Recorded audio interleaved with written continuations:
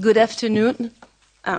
Sorry, because I'm French and you know my accent it will be not so well. But first of all, I would like to thank Mislav Kolokuzik and his team for organizing this event. My dear parliamentary colleagues, the international experts, and also Frederic Balden.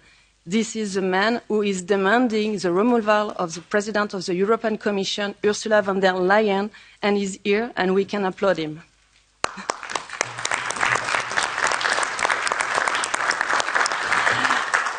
The management of the COVID crisis has been causing surprising decision-making at national, European and global level for more than 2.5 years. With the lack of transparency and active cooperation with Big Pharma have been the hallmark of our institution, which have not hesitated to flout our individual and collective freedoms in the name of the safety of all and the fight against the virus. It is to be feared that with an international treaty on pandemics, which is moreover legally binding, our member states will be dispossessed of their sovereignty in terms of health, and that aberrant and unfair measures, such as the suspension of unvaccinated caregivers, be perpetuated.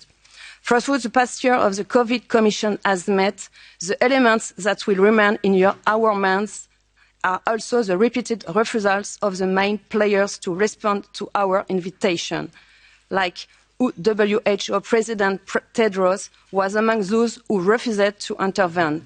The COVID Commission was unable to summon her, like Mr. Bourla, the CEO of Pfizer, or Ursula von der Leyen.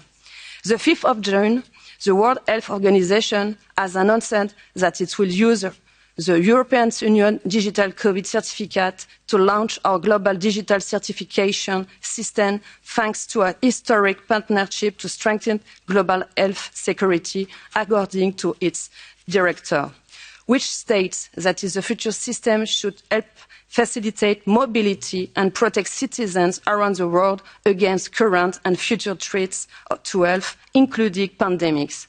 But who asked that?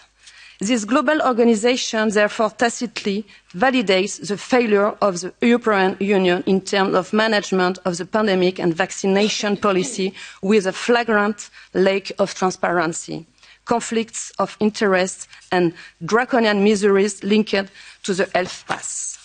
Transferring this power to the WHO is tantamount to creating a sort of world health government, dispossessed states of their sovereignty and further alienating citizens from decision makers. In this management of a pandemic, the state remains the best level to adapt its measures to real situation without falling into the ears of generalised draconian measures, such as confinement, of prohibition of access to certain public places, which are not always justified. We are opposed to the establishment of this global governance, the tools of which will have significant consequences of the private lives of citizens who are increasingly subject to the draconian measures imposed by unelected technocrats in globalized structures. Thank you again to be there. Thank you. We need you, and because we're keeping this fight, and thank you again to be there.